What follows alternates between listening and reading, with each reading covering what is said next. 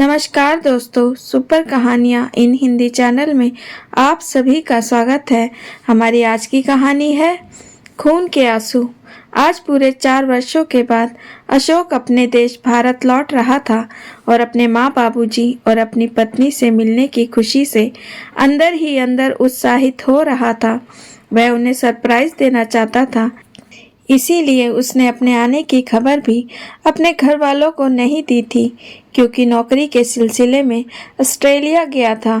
लेकिन 4 साल में अपने काम में कुछ ऐसा उलझ गया कि अपने देश वापस लौट कर नहीं आ सका।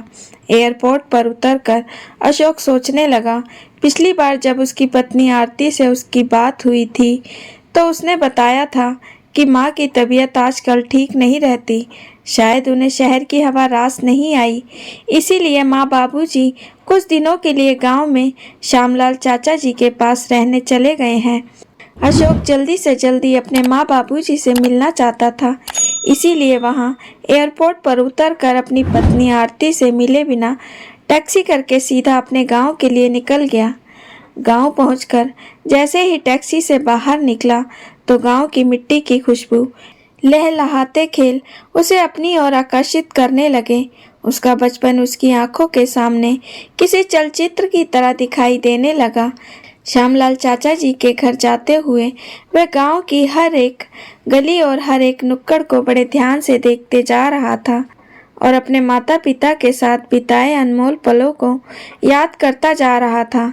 देखते ही देखते वह श्यामलाल चाचा जी के घर पहुंच गया तो उसे देखते ही श्यामलाल चाचा जी के बूढ़े चेहरे पर एक मुस्कान आ गई और बोले, तुम लोगों का क्या हालचाल है? अशोक बोला, मैं ठीक हूँ चाचा जी।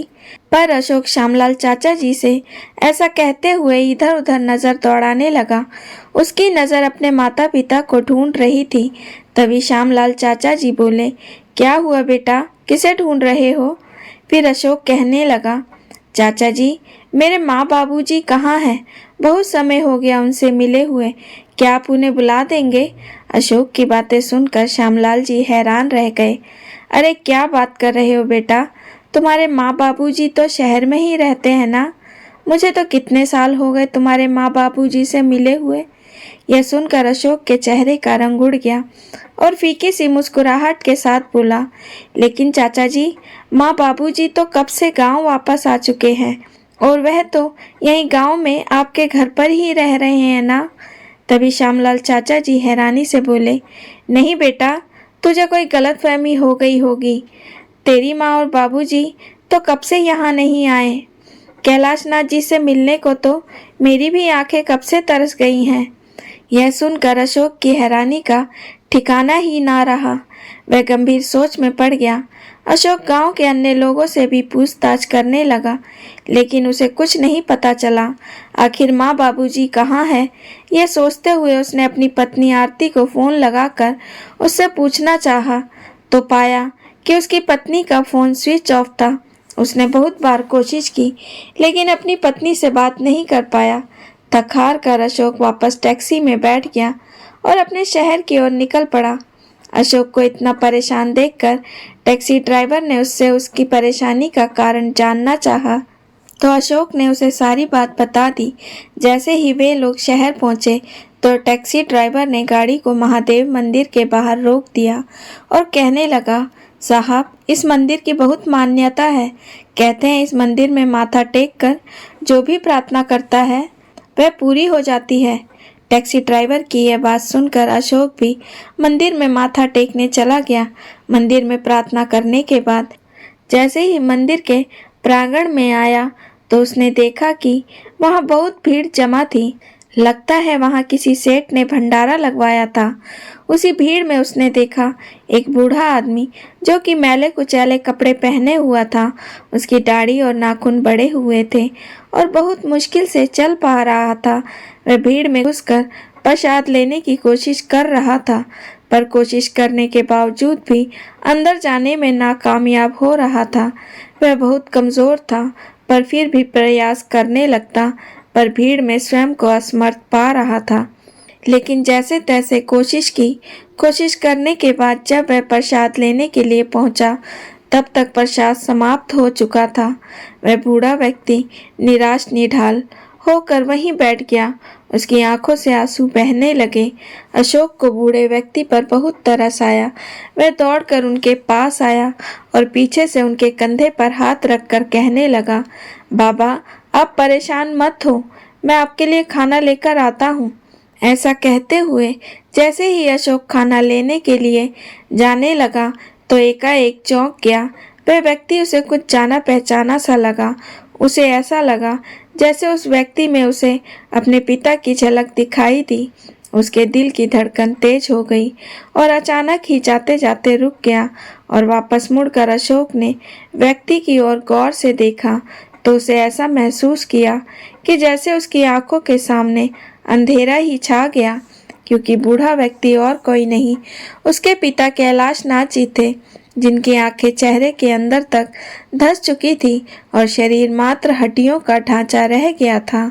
अशोक को कुछ पल अपनी आंखों पर यकीन नहीं हो रहा था। कुछ पल के लिए तो उसके मुंह से कुछ शब्द ही नहीं निकल पाए।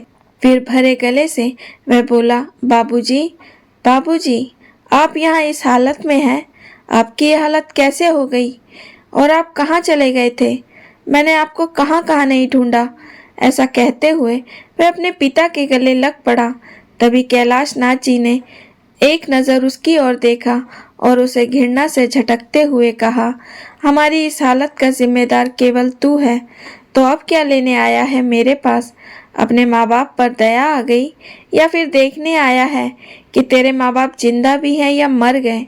अशोक बोला, नहीं पिताजी, ऐसा मत कहिए, मुझे आप लोगों की ऐसी हालत के बारे में पता नहीं था। तब भी कैलाश नाथ जी आंखों में गुस्से और नफरत के भाव लिए बोले, अच्छा चलो मान लिया कि तुझे हमारी हालत के बारे में पता नहीं था, लेकिन हमें यहाँ आए लगभग 4 महीने बीत चुके हैं। अपनी पत्नी को तो तू घर पर रोज फोन करता ही होगा, क्या तूने हमारे बारे में अपनी पत्नी से पूछना तक जरूरी नहीं समझा? कैलाश नाथ जी बोले तो अशोक रोते हुए बोला, नहीं पिताजी, आप ऐसा कैसे सोच भी सकते हैं? क्या आपका बेटा अपने माँ बाप के प्यार और त्याग को भूल जाएगा? मैंने आरती से आपके बारे में पूछा था तो उसने मुझे बताया कि माँ की तबीयत ठीक नहीं चल रही थी, इसीलिए गांव की शुद्ध हवा में माँ की रहने की बहुत इच्छा थी, तो उन दोनों को मैंने कुछ दिनों के लिए गांव भेज दिया है। मैंने उससे पूछा भी था कि माँ बाबूजी गांव में कैसे रहते हैं, क्योंकि अब गांव का मकान तो बिक चुका है। तो आरती ने मुझे बताया कि आप लोग श्यामलाल चाचा जी के मकान में रहते हैं। उसने यह सब बातें मुझे ऐसी बताई तो मैंने भी उस पर यकीन कर लिया, लेकिन मुझे मालूम नहीं था कि मेरी पीठ पीछे ऐसा भी कुछ हो सकता है। मुझे माफ़ कर दीजिए पिताजी। अशोक ने अपने पिता के पैरों को छूते हुए कहा और पूछने लगा, बाबूजी, माँ कहाँ है? फिर कैलाश नाथ जी अशोक को लेकर वंदना जी के पास पहुंचे, जो मंदिर के बाहर फुटपाथ पर एक पेड़ के नीचे बैठी हुई थी और कैलाश नाथ जी का इंतजार कर रही थी। उन्हें देखते ही अशोक की आंखें आंसुओं से सराबोर हो गई और भरे गले से अशोक बोला, माँ, माँ। वंदना जी की आंखें अचानक अशोक की ओर देखने लगी और उसे देखते ही गुस्से से बोली, तेरी हिम्मत भी कैसे हुई मुझे माँ कहकर बुलाने की? तू मेरा कोई नहीं लगता और ये समझ लेना कि हम भी तेरे लिए मर गए। चला जा यहाँ से। तब तक अशोक भी रोते हुए अपनी माँ के पैरों में गिर पड़ा और बोला, माँ, अपने इस नालायक बेटे को बस एक बार माफ़ कर दीजिए। माँ, गलती मेरी ही है जो मैंने आरती पर आंखें बंद करके भरोसा किया और उस पर यकीन करके आप दोनों की जिम्मेदारी उस पर डालकर मैं विदेश चला गया था। लेकिन मुझे मालूम नहीं था कि जब मैं आप लोगों से मिलूंगा तो आपकी ऐसी हालत मैं देखूंगा। लेकिन माँ, आज मैं कसम खाता हूँ कि आप लोगों की एक एक परेशानी का हिसाब आपकी बहू आरती से लूंगा। माँ, आप खुद ही सोचिए, क्या आपका अशोक आपके साथ कभी ऐसा कर सकता है? आपकी यह हालत देखकर मुझ पर जो बीत रही है वह मैं ही जानता हूँ। इतना कहकर माँ से लिपट कर फूट फूट कर रोने लगा। अशोक ने अपने माँ बाबूजी को टैक्सी में बिठाया और एक अच्छे से होटल में ले गया। वहाँ उन्हें भरपेट खाना खिलाया और वहीं उनके रहने का इंतजाम करवाया। इतने आलीशान होटल को देखकर कैलाश नाथ जी और वंदना जी हैरान रह गए। तभी अशोक बोला, माँ बाबूजी आप यहाँ पर आराम से बैठें, सब कुछ ठीक हो जाने पर मैं आपको घर ले चलूँगा, लेकिन सबसे पहले मुझे पूरी बात बताएं ताकि मुझे भी पता चले कि आरती ने मुझसे क्या क्या छुपाया है। बेटा क्या बताऊं, तेरे जाने के बाद 4-5 महीने तक तो बहू का व्यवहार बहुत अच्छा था। हम तो खुद को बड़े ही खुशनसीब समझ रहे थे और ईश्वर का हर पल शुक्रिया अदा करते थे कि हमें ऐसा बेटा बहू मिले हैं। लेकिन हमें क्या पता था कि बहू का अच्छा व्यवहार केवल हमें भ्रमित करने के लिए है। जब उसे यह मालूम चला कि तू अभी और 3 साल के लिए ऑस्ट्रेलिया में ही रहने वाला है तो उसका रवैया एकदम से बदल गया। सारा दिन बहू अपनी माँ से फ़ोन पर बात करती रहती थी और सारा काम करने का जिम्मा केवल तेरी माँ का था। फिर कैलाश नाथ जी बोले, बेटा आरती बहू हमसे रोजाना बदतमीजी करती थी और अगर तेरी माँ कुछ बोलती थी तो घर में तांडव मचा देती थी। एक दिन सुबह जब हम लोग नींद से जागे तो देखा कि बहू घर से गायब थी।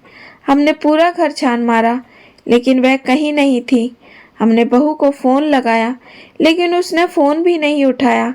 किसी अनहोनी के डर से हमारा दिल अंदर तक कांप उठा था। दोपहर के समय जब वह घर लौटी तो हमारी जान में जान आई, लेकिन हमने देखा कि उसके हाथ में एक बड़ा सा बैग था। हम बहुत परेशान हो गए। इससे पहले कि हम कुछ पूछते उसने बोला, माँ बाबूजी आप लोग आज और अभी के अभी अपना सामान अपने कमरे में से निकाल लीजिए और स्टोर रूम में रख दीजिए। आज से आप हॉल में सोएंगे क्योंकि आज से मेरी माँ इस घर में रहेगी। बहू की ये बात सुनकर कैलाश नाथ जी और वंदना जी को बड़ी चिंता हुई तो कैलाश नाथ जी ने कहा, बहू ये क्या कह रही हो, हम हॉल में कैसे रहेंगे? तुम्हारी माँ तो कुछ दिनों के लिए आई होंगी, तो एक काम करो, तुम्हारी माँ और वंदना अंदर कमरे में बिस्तर पर सो जाएंगे और मैं यहाँ हॉल में सो जाऊंगा। कैलाश नाथ जी बोले तो आरती बोली, मैंने कब कहा कि मेरी माँ यहाँ कुछ दिनों के लिए आई है और यह उनका भी घर है और अब वे यहाँ हमेशा के लिए रहेंगी और आप लोगों से मैंने जितना कहा है आप उतना ही कीजिए। आरती ने गुस्से में कहा तो कैलाश नाथ जी बोले, बहू तुम्हें मालूम है कि वंदना की तबीयत ठीक नहीं रहती, उसकी कमर में बहुत दर्द रहता है, उसे ज़मीन पर नहीं लेटा जाएगा। तभी आरती भड़कते हुए बोली, वह सब मैं नहीं जानती, जल्दी से जल्दी कमरा खाली कीजिए, नहीं तो इस घर के दरवाजे खुले हैं, आप लोग अपना इंतज़ाम खुद देख सकते हैं। बहू आरती की बात सुनकर वंदना जी को बहुत बुरा लगा। गुस्से से बोली, आप ज़रा अशोक को फ़ोन लगाइए, मुझे उससे बात करनी है। और अशोक बेटा, यह बात होने के बाद हमने तुझे कई बार फ़ोन मिलाया था, लेकिन तूने एक बार भी हमारा फ़ोन उठाना ज़रूरी नहीं समझा। यह बात सुनकर अशोक हैरान रह गया और बोला, लेकिन माँ बाबूजी मेरे पास तो आपका कोई फ़ोन नहीं आया। अरे हाँ याद आया, मेरा फ़ोन नंबर बदल गया था और इसके बारे में मैंने आरती को भी बताया था और उससे कहा था कि आपको भी इस बात की खबर कर दे। फिर कैलाश नाथ जी बोले, लेकिन बेटा हमें बहू ने इस बारे में कुछ नहीं बताया, हम तो अभी तक यही सोच रहे थे कि तुम भी बदल गए हो, तुमने भी हमसे मुंह मोड़ लिया है। फिर वंदना जी बोली, बेटा मैंने बहू को एक बार कहा था कि मेरी एक बार अशोक से बात करवा दो। तभी आरती ने कहा, मेरे पति ने आपका ठेका नहीं ले रखा है, हर बात पर आप लोग अशोक को फ़ोन लगाने की बात करते हैं। वहाँ वे काम करने गए हैं, आराम करने नहीं। और वैसे भी उन्हें सब मालूम है, उनकी रजामंदी से ही मैं अपनी मम्मी को यहाँ लेकर आई हूँ। हाँ पिताजी, मुझे आरती ने कहा था कि वे अपनी मम्मी को हमारे घर लेकर आ रही है क्योंकि उसके भाई भाभी उसकी मम्मी का ठीक से ख्याल नहीं रखते और उनसे झगड़ा करते हैं। लेकिन पिताजी, अगर मुझे मालूम होता कि आरती आप लोगों को आपके कमरे से निकाल रही है तो मैं आपके साथ कभी ऐसा नहीं होने देता। फिर कैलाश नाथ जी नम आंखों से कहने लगे, बेटा, बहू ने हमारी ऐसी हालत कर दी थी कि हमारे पास कोई चारा ही नहीं बचा था और हमने सोच लिया था कि अगर 2 रोटी खानी है तो बहू की बातें चुपचाप सुननी होगी। बेटा, एक दिन तेरी माँ को बुखार चढ़ा था और मैं उसकी सेवा में लगा था। वैसे तो घर का सारा काम तेरी माँ ही करती थी। तो एक दिन बहू ने आकर कहा कि माँ जी, मेरे भैया भाभी घर पर आ रहे हैं, इसीलिए माँ जी आज अच्छा सा खाना बना लीजिए। तो मैंने कहा कि कैसी निर्दयी हो तुम बहू, क्या तुम्हें नजर नहीं आ रहा तुम्हारी सास बीमार है, तुम्हें इसकी सेवा करनी चाहिए, उल्टा तुम उसे काम बता रही हो। इस पर समधन जी मुझसे कहने लगी कि आप जाकर इनके लिए दवा ले आए, दवा खा लेंगी तो राहत भी मिलेगी और काम में मन भी लगेगा। वैसे भी तबीयत ठीक हो या नहीं हो, घर का काम तो करना ही पड़ता है। तो बेटा, मुझे समधन जी की ये बात सुनकर बड़ी हैरानी हुई और मैंने गुस्से में कह दिया कि आप भी एक औरत हैं और आपको मेरी पत्नी का दर्द समझ में आना चाहिए। आज मेरी पत्नी घर का कोई काम नहीं करेगी। फिर वंदना जी बोली, बेटा, उस दिन के बाद आरती बहू और समधन जी दोनों मिलकर हमें आए दिन बातें सुनाती। बहू ने तो हमें खाना देना तक बंद कर दिया था। जैसे तैसे करके मैं और तेरे बाबूजी रसोई घर में जाकर अपने लिए खाना बना कर ले आते और खा लेते तो हम पर भी बहुत चिल्लाती। एक दिन घर पर बहू ने किटी पार्टी रखी और घर पर बहू की बहुत सहेलियां आई हुई थी। उस दिन बहू ने हमसे कहा कि रसोई में 20 लोगों का खाना बनाना है और तेरे पिताजी को कुछ पैसे देकर बाजार से सामान लाने के लिए भेज दिया और मुझे खाना बनाने के काम पर लगा दिया। उस दिन यहाँ तक कि जब खाना तैयार हो गया तो सबको परोसने के लिए भी हम दोनों को ही कहा। समधन जी और बहू मेहमानों के साथ गप्पे मारने में मग्न थी। सब लोग जोर जोर से हंसी के ठहाके लगा रहे थे और बीमार होने के कारण मुझसे इतना काम नहीं किया जा रहा था। यह सब देखकर तेरे पिताजी का गुस्सा उबल पड़ा और उन्होंने सारा खाना उठाकर फर्श पर गिरा दिया। यह सब देखकर बहू का पारा 7वें आसमान पर पहुंच गया। वह चिल्ला कर बोली, आप लोगों की ये हिम्मत, सारा खाना फर्श पर गिरा दिया। आप लोगों की इतनी हिम्मत कि मेरी सहेलियों के सामने मेरी बेइज्जती कर दी। उधर बहू की माँ रोशनी जी भी बहू को भड़काते हुए कहने लगी, बेटी आरती, तुमने इन लोगों को तरस खाकर सर पर बिठा कर रखा हुआ है, निकाल बाहर क्यों नहीं करती इन लोगों को। हाँ माँ, आप सही कह रही हैं। इन्हें घर में रखकर मैं इन पर एहसान भी कर रही हूँ और ये मेरे एहसान का इस तरह बदला दे रहे हैं। अब तो आप लोग जल्दी से जल्दी अपना सामान समेटें और चले जाएं यहाँ से। ये सब बातें बताते हुए वंदना जी फूट फूट कर रोने लगी और कहने लगी, बेटा, तू नहीं जानता, बहू ने भरी दोपहर में हमें घर से बाहर निकाल दिया। अब हम कहाँ जाते। गांव वाला मकान भी अब अपना नहीं रहा था। हम लोग सड़क पर आ गए थे। मेरी हालत तो पहले से ही खराब थी। इतने बड़े अपमान का तूफान झेलकर तेरे बाबूजी भी बीमार रहने लगे। थोड़ी थोड़ी देर में इन्हें बुखार चढ़ने लगता था। हम कहाँ जाते, कैसे खाते। इसीलिए हम इस मंदिर के बाहर आकर बैठ गए। लेकिन तुम हम तक कैसे पहुँचे बेटा।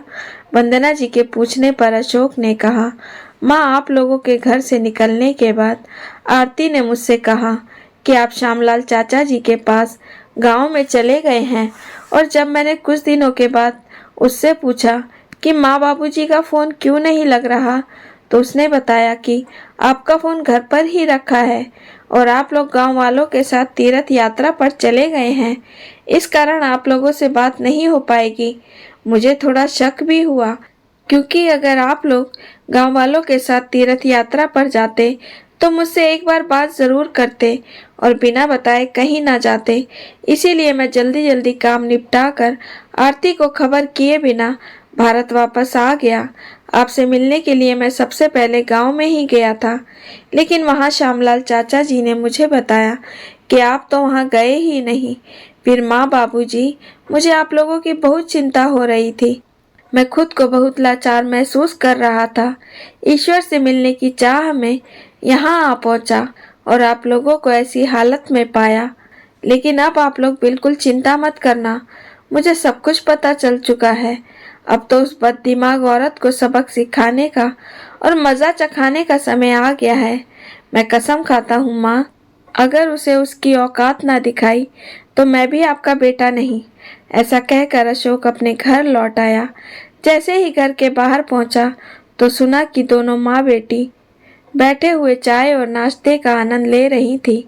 उसी समय आरती की माँ रोशनी जी बोली, बेटा आरती, तूने अपने सास ससुर को यहाँ से निकाल तो दिया, लेकिन एक बार देखना तो चाहिए कि वे लोग कहाँ गए और क्या कर रहे हैं।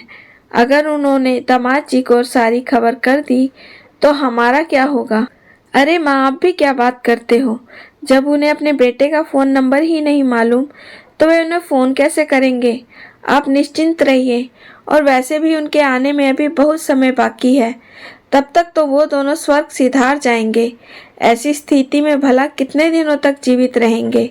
आरती ने हंसते हुए कहा। तभी रोशनी जी बोली, लेकिन बेटी, अगर दामाद जी पूछेंगे तो तुम उन्हें क्या बताओगी। फिर आरती ने कहा, माँ, जब तक आपके दामाद जी भारत वापस आएंगे तब तक कुछ सोच लेंगे। अभी तो लाइफ को एंजॉय करें। यह बात करते हुए वे दोनों जोर जोर से हंसने लगी। तभी अशोक अंदर चला आया और उसे देखते हुए आरती के चेहरे का रंग उड़ गया और वह ठिठक कर उठ खड़ी हुई। अरे क्या हुआ बिटिया, तुझे सांप क्यों सूंघ गया। ऐसा कहते हुए आरती की माँ ने दरवाजे की ओर पलट कर देखा तो उसके पैरों तले की जमीन खिसक गई। वे दोनों मन ही मन सोच रही थी कि कहीं अशोक ने उनकी सारी बातें सुन तो नहीं ली। तो उसी समय अशोक हंसते हुए बोला, देखा, हैरान रह गई ना मुझे देखकर। मैं तुम्हें सरप्राइज देना चाहता था, इसीलिए बिना बताए ही चला आया। अशोक की बातें सुनकर आरती और उसकी माँ रोशनी जी की जान में जान आई। अब उन्हें यकीन हो चुका था कि अशोक ने उनकी बातें नहीं सुनी। थोड़ी देर आराम करने के बाद अशोक आरती के पास आया और बोला, आरती, एक खुशखबरी है। अब मैं तुम्हें भी अपने साथ विदेश ले चलूँगा। मैंने तुम्हारा वीज़ा बनवा भी लिया है। हम 2 दिन बाद ही अमेरिका के लिए निकल जाएंगे। माँ और बाबूजी तो तीर्थ यात्रा पर चले गए हैं, तो उनका आना अभी नहीं हो पाएगा, और जब आएंगे तो मैं उनसे बात करके उनका यहीं रहने के लिए इंतज़ाम करवा दूंगा। अब तुम जल्दी से अपनी पैकिंग शुरू कर दो। ये बातें सुनकर आरती के तो खुशी के मारे उसके पैर जमीन पर पड़ ही नहीं रहे थे। तभी रोशनी जी, जो ये सब बातें सुन रही थी, परेशान होते हुए बोली, आरती बिटिया, तुम तो विदेश जाने के बारे में सोच रही हो, लेकिन यह भी तो सोचो, तुम चली गई तो फिर मेरा क्या होगा। देखिए माँ, मैंने इतने दिन आपको अपने घर पर रखकर आपकी सेवा की है। अब आप भैया भाभी के पास वापस जाइए। क्या कोई माँ बेटी के घर पर इतने दिन रहती है। जाइए, भैया भाभी से माफ़ी मांग लीजिए। अब आपके कारण मैं विदेश जाना तो नहीं छोड़ सकती ना। आपको तो पता है मैं कितनी परेशान थी विदेश में जाने के लिए, और अब जब मौका मिल रहा है तो इस मौके को मैं हाथ से नहीं जाने दूंगी। अपनी बेटी के मुंह से ये बातें सुनकर उसकी माँ हैरान रह गई, और अगले ही दिन उसने अपनी माँ को अपने घर से विदा कर दिया और खुशी खुशी विदेश जाने की तैयारी में जुट गई। जिस दिन उसकी फ्लाइट थी, अशोक ने आरती को फ्लाइट में बैठा कर कहा, तुम यहीं बैठो, मैं बस 2 मिनट में आया। लेकिन जब फ्लाइट की उड़ान का समय हुआ तब तक भी अशोक वापस नहीं लौटा था। आरती ने घबराते हुए बैग में से अपना फ़ोन निकाला। तभी उसने देखा कि फ़ोन के पास एक कागज़ रखा हुआ था। जैसे ही उसने कागज़ को खोल कर देखा तो उसमें लिखा था, जाओ विदेश जाओ और खूब मज़े करना। विदेश में जाकर अब तुम्हें मालूम पड़ेगा कि किसी इंसान को अकेला और बेसहारा छोड़ देने का क्या मतलब होता है। तुमने मेरे माँ बाबूजी को घर से धक्के मारकर निकाल दिया था ना, उन्हें दर दर की ठोकर खाने पर मजबूर कर दिया था, खून के आंसू रुलाए हैं तुमने उन्हें। अब तुम भी विदेश में भीख मांगना। जब पैसे इकट्ठे हो जाएं तो वापस आकर अपनी माँ के साथ रहना, क्योंकि अब मेरा तुमसे कोई रिश्ता नहीं है। जब तक आरती ने यह पत्र पढ़ा तब तक फ्लाइट उड़ चुकी थी। हवाई जहाज की उड़ान के साथ साथ उसे ऐसा महसूस हुआ कि उसकी जान ही निकलती जा रही है। विदेश में रहने की अपनी इच्छा के कारण वह अपने सास ससुर से छुटकारा पाना चाहती थी और अपनी इसी इच्छा के कारण ही उसने अपनी माँ को भी बेसहारा छोड़ दिया। आज आरती विदेश में दर दर की ठोकरें खा रही थी और अपने किए पर पछता रही थी, क्योंकि आज वह अपने ही बुने जाल में पूरी तरह फंस चुकी थी। इधर कैलाश नाथ जी और वंदना जी की शादी की 50वीं सालगिरह थी, पर अशोक ने उन्हें एक बड़ा सा आलीशान फ्लैट खरीद कर दिया और होटल से उन्हें सीधा उसी फ्लैट में लेकर गया। जैसे ही उन दोनों ने अपने बेटे के साथ घर में प्रवेश किया तो इतना आलीशान घर देखकर वह दोनों हैरान रह गए। तब अशोक बोला, मेरे प्यारे माँ बाबूजी को शादी की 50वीं सालगिरह बहुत बहुत मुबारक हो। अब आप लोगों को आपके इस घर से कोई नहीं निकाल सकता, क्योंकि यह घर आपके नाम पर है। बेटे का इतना प्यार देखकर कैलाश नाथ जी आंखों में आंसू लिए बोले, बेटा हमें माफ कर देना, हमने तुम्हें बहुत गलत समझा। आज माता पिता के साथ अशोक की आंखों में भी खुशी के आंसू थे।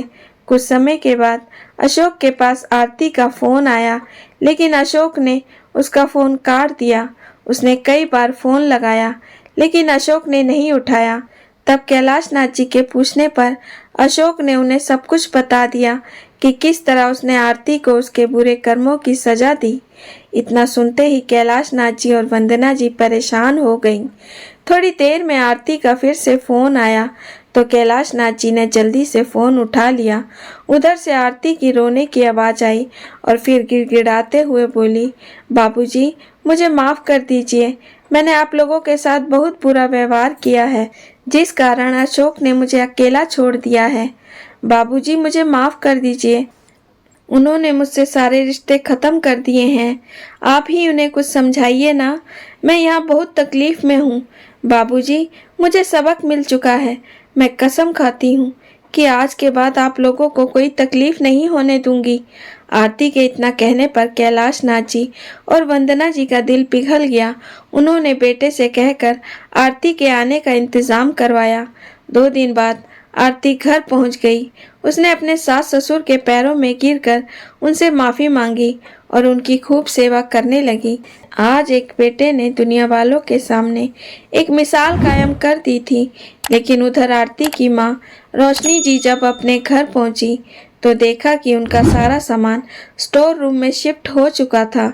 उनके अपने कमरे में उनके लिए कोई जगह नहीं थी, क्योंकि उनके कमरे में उनकी बहू के पिताजी आराम फरमा रहे थे और टीवी पर गाना बज रहा था, जैसे को तैसा।